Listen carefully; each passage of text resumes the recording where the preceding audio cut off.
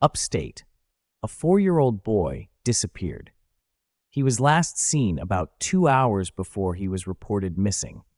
He wandered or was abducted from his campsite, and we had about 20 people looking for him at first. But later that went up to about 80, which is when I joined. We had no new leads, but we did know that there was a river nearby, so we decided to check that.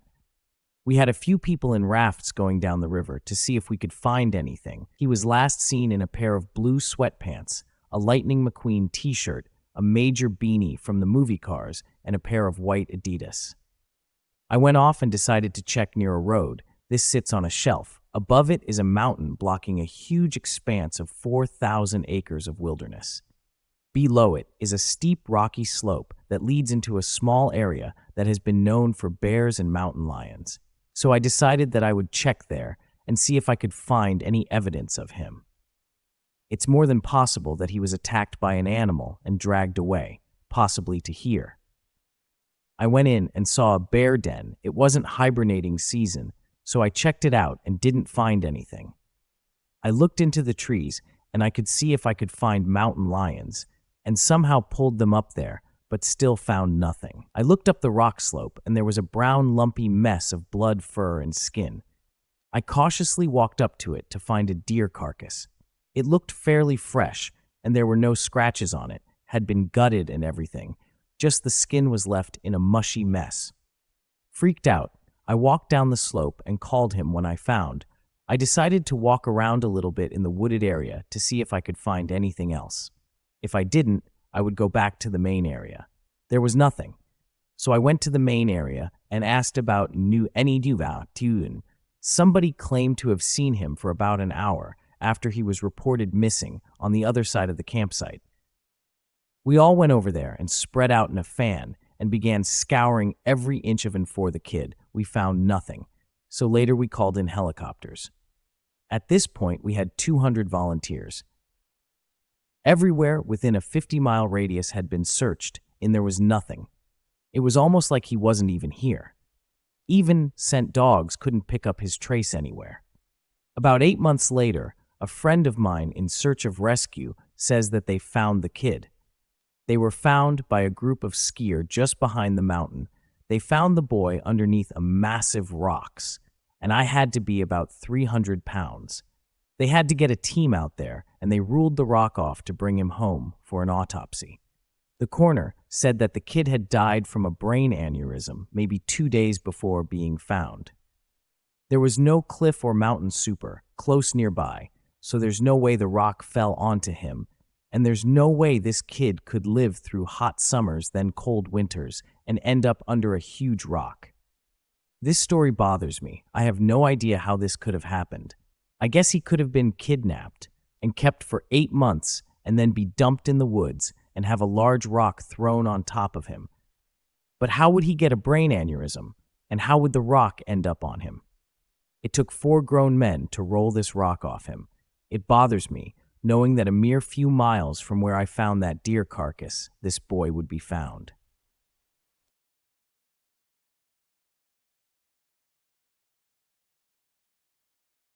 I was visiting my girlfriend in Chicago on a sunny and warm winter day, and we decided to go for a hike at Starved Rock State Park in Illinois.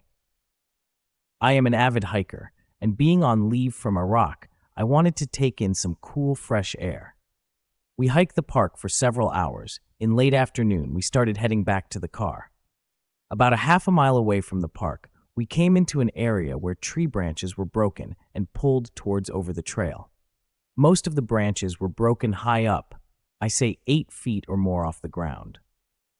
I lived in Washington before going to Iraq and knew something of Sasquatch areas, so I told my girlfriend that it looked like a Sasquatch area due to the branches being broken up so high up and pulled over the trail.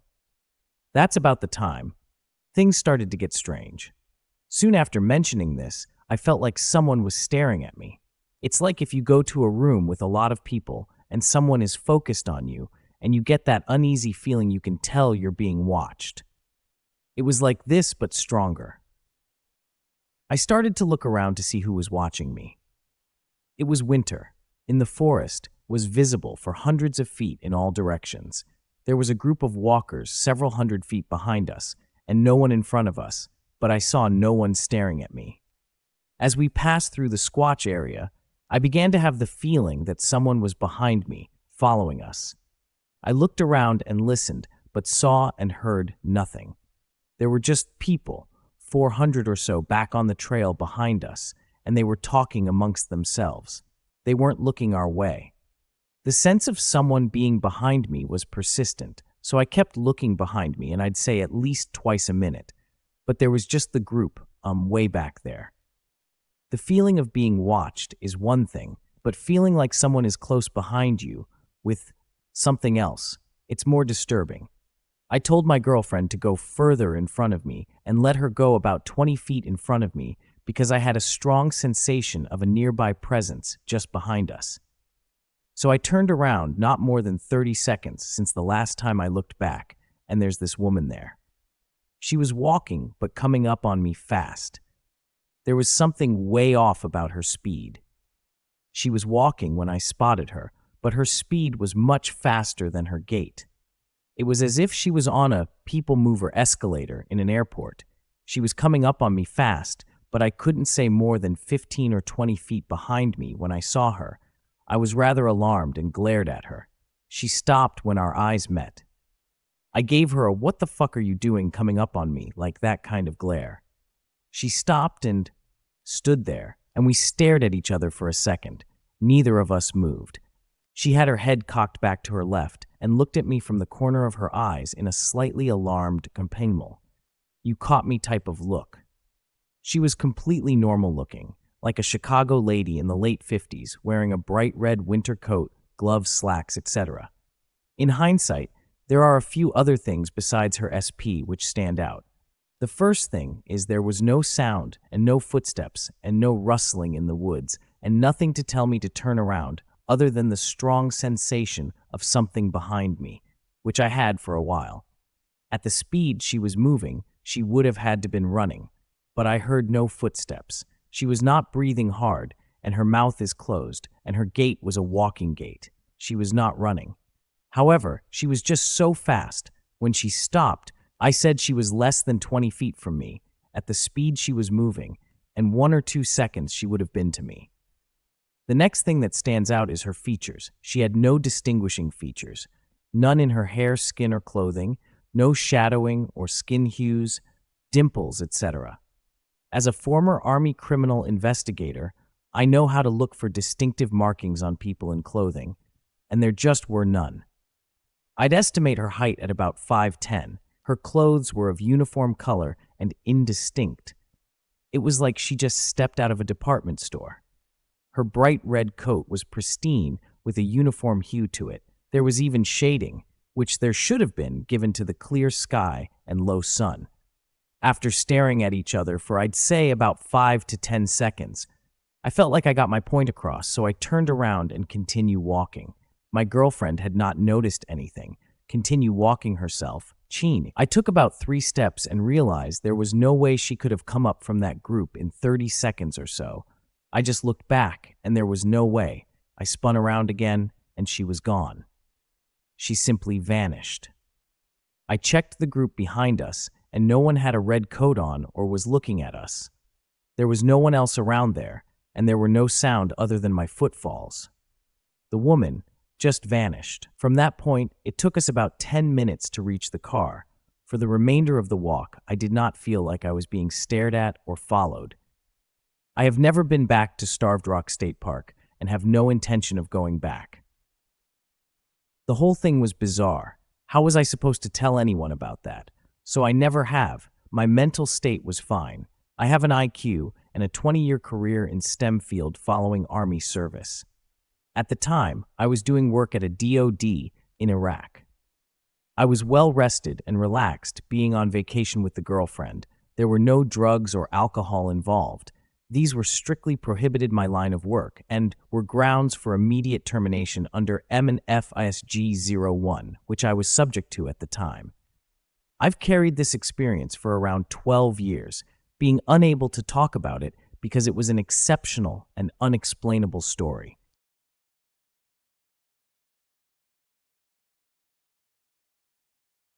So anytime me and my friend Ryan and I had a break from school, we would head straight for the woods.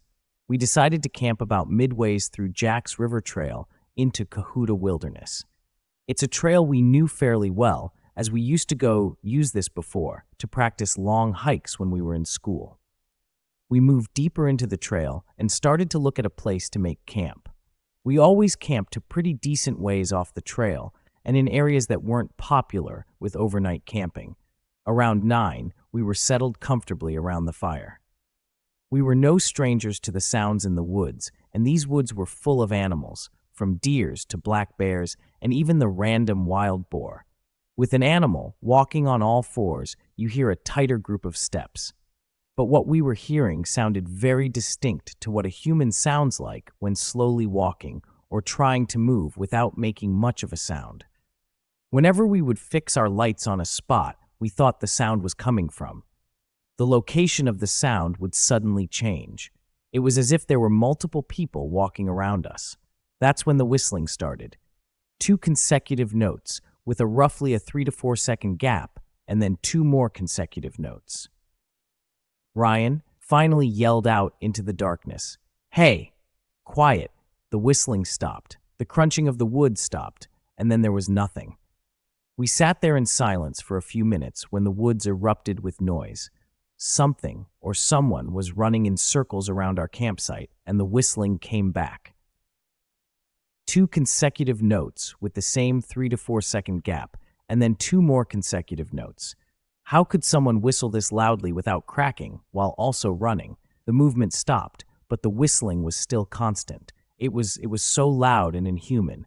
I heard some movement directly in front of me. I swept my light up in front of me, and for maybe 2 seconds I saw it. Whatever this person or thing was, it was about 5 feet up in a tree.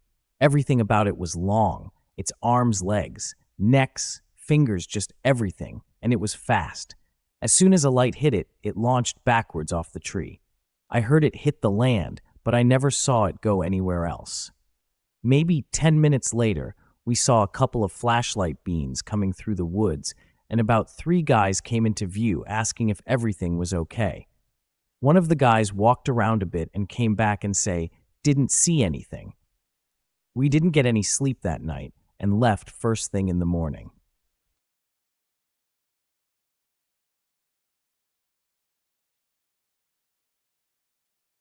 This is a story from a road trip my fiancé and I took back in 2010. Our trip had been relatively benign and uneventful, with a few exceptions. One was those of a road trip through Colorado. We were on our way to Rocky Mountain National Park, but it was getting dark and we need to stop for a night. A quick look at the road atlas showed us that we were close to a few campgrounds. After a short discussion, we decided to try and find a few of them. The paved road turned into an unpaved washboard-like trail. The trees around us turned from pine to birch in the forest just felt wrong somehow. But we continued onwards nonetheless, determined to find the damp campground. After about an hour of driving, slowly, we didn't shake the car to pieces. We came across one of the camps. The campground was like something from the beginning of a mystery thriller. Everything was overgrown, in the fire pits were growing weeds. The signs were all rusted or shot up, and the moon didn't quite penetrate the trees. We decided this was not the place for us and continued onward. Another hour of driving passed. It was pitch black, and the road amazingly got tough and spots for our tiny little ABO. We resigned ourselves to another night sleeping at a rest stop and began to try to find a way out. Suddenly, we saw bright headlights on the road ahead. We continued forward and found ourselves in a large clearing, headlights from us being turned on, blinding us without seeing the road. 3 men, with various expressions of anger and fear, appeared out of the gloom and approached the car. In the bright lights of the 2 trucks, I could now see a burned-out trailer, and all the men were wearing black clothing. The look of malice on the man approaching my side of my vehicle burned its way into my brain, and I instantly felt terrified. I yelled at my fiancé to floor, and he was desperately trying to find the exit. We finally saw the trail marking reflectors across the clearing and gunned it out of there, with the men jumping out of the way in surprise. The final half hour before we finally found ourselves back in civilization. We spent and creeped out silence. We stuck to sleeping in rest stops in national parks after that.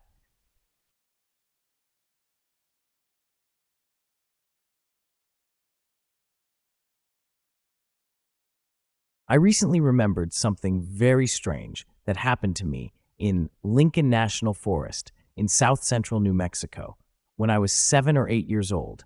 My grandparents owned a trailer near Sacramento, New Mexico, in the Lincoln National Forest in the mid-90s, and my mother, two siblings, and I visited on a weekend sometime during that era. I had two teenage male cousins that were also visiting the same weekend. While they're my cousins offered to take my mother, siblings, and I on a hike, we left shortly after sunrise after our first morning trip. The first couple of hours of the hike were pretty normal, nothing worth noting. However, as a day wore on, I remember my mother became worried that we were getting lost. She expressed her concern to my two cousins who were leading us. I remember them assuring us that they knew where we were, and we continued on.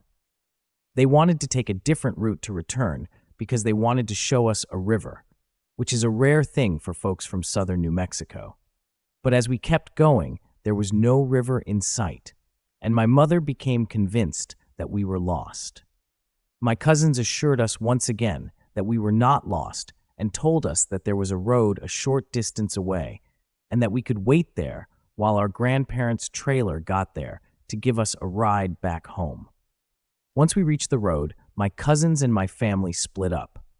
We literally waited for hours with a single sign of my cousins, or any other sign of human life for that matter. None of us were carrying a watch. This was obviously before cell phones were stranded. Eventually, a red SUV-type vehicle, I don't recall the maker model, came around the mountain. We are partially relieved, but also somewhat apprehensive because we didn't recognize the vehicle. The vehicle slowed down when it came closer to us without having to flag it down. We didn't recognize the driver, but he rolled down the window and asked if everything was okay. When my mother walked up closer to the window to speak to him, she noticed a middle-aged woman in the front seat, who she didn't recognize. To her surprise, my two cousins were in the back seats. My mom ignored the man's questions and immediately started asking my two cousins where they had been. She told them we were hungry and tired and wanted to get back to my grandparents.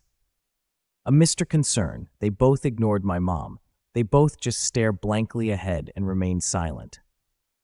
Initially, my mom thought they were joking, but the more she tried to get a word out of them, the more the situation became awkward. They remained completely silent and expressionless, staring straight ahead throughout the entire conversation. At this point, I remember my mother becoming visibly alarmed. The man and woman then asked if we needed help again. They were both extremely friendly and never stopped smiling. My mother, visibly shaken, declined their offer for help and motioned us to all return to the side of the road. As we walked away, the man said, "Be careful, it's easy to disappear out here," and sped off. Literally moments later, we noticed my grandpa's van turn around the corner of the opposite direction as the red SUV. Needless to say, we were immensely relieved. My grandpa stopped the vehicle right next to us, and we walked around to get in. When the door opened, we noticed my two cousins were in the back seat. My mom then started shouting a mixture of anger and amusement, exclaiming what I mean prank that was. My siblings and I joined in. However, my cousins then said that they had no idea what we were talking about. They said they had spent all day walking to the trailer, and as soon as they got there, they hopped in the van with my grandpa and came to pick us up. My grandpa and cousins looked shocked at her accusations, and it eventually turned into a very serious discussion with everyone recalling their exact actions, along with a timeline of events.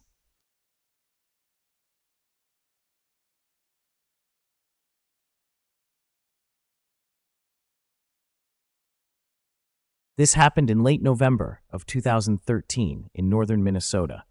The nearest town would be Cook. I will start with a little bit of backstory. We own 150 acres that butts up to the Net Lake Indian Reservation. It's a very desolate place. If you were to get lost and walk north or west you wouldn't hit a road for at least 50 miles.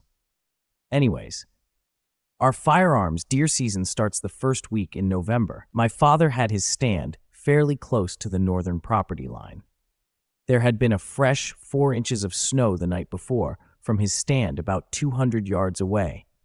He noticed where something had crossed a shooting lane. After sitting for a few hours and not seeing anything, he decided to take a walk and see what it crossed. What he found were 16-inch long, human-like footprints. Me and Tim have had many other experiences, so we knew it was from a Sasquatch. Anyway, on to the story. It was a Wednesday around 3 p.m. Beaver trapping season had just opened the weekend prior, and I was ready to set some traps. I took my four-wheeler to a large pond on our property and was going to set 330 cannabears. It was a very strange day.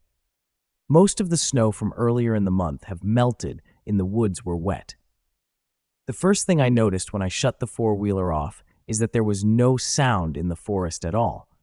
No birds, no squirrels, and nothing at all.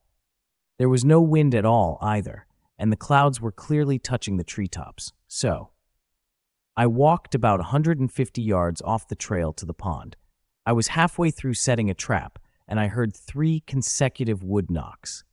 I knew that it was immediately upholstered by my black powder 44 and shot across the pond, hoping scared away.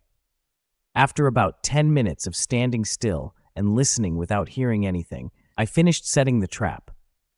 As I bent down to set the second one, I had heard another 3 wood knocks, this time much closer.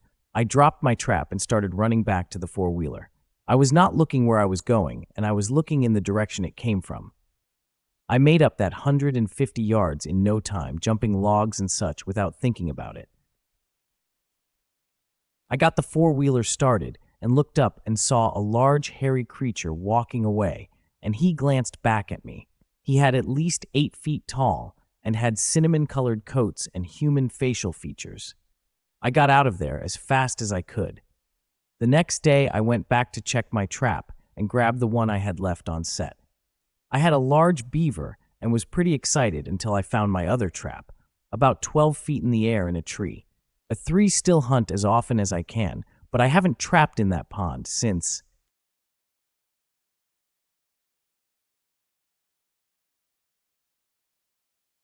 It was another beautiful day.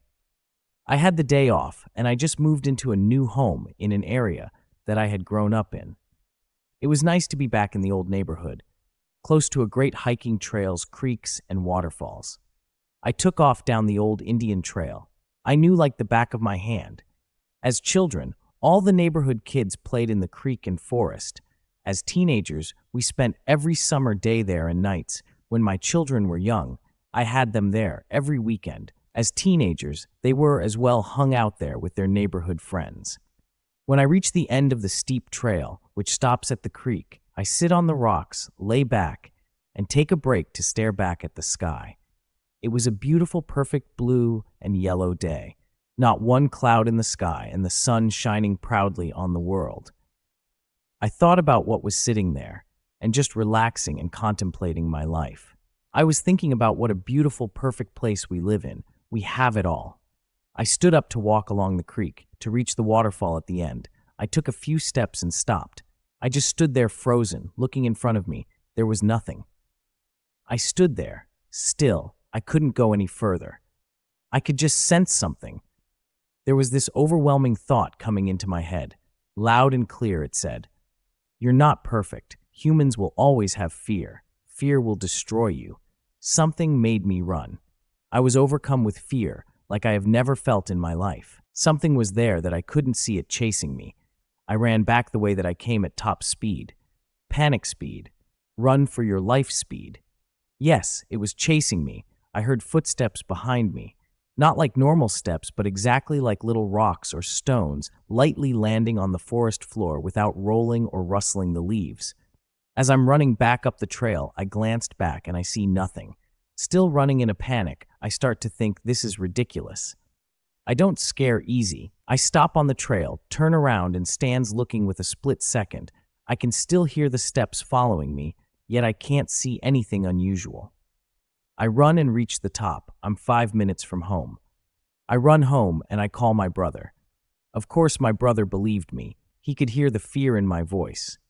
He was quite sensible about the whole thing. He suggested that it was teenagers fooling around like we used to do all those years ago. Or he suggested that it might be a creepy man who was watching me. I agree with him, but I knew different. I must be losing my mind. I go see my priest and I can't tell him. I tell him I'm stressed and not sleeping well. I tried a little to veer the conversation towards souls and spirits, but he resisted. I left, convinced there is something wrong with me. I go to see my doctor. I couldn't tell him the real story. What if he said I was schizophrenic? I had a full physical. Now I can't sleep in my perfect content. Life seems rattled by something. I have no idea that what it could be. I lose my job and new house. I don't want to walk anymore. And I used to walk 2 hours a day. My friends and family don't call anymore. A year later in my new home, I start to search for answers on the internet. I'm not the only one that has experienced things like this. I've seen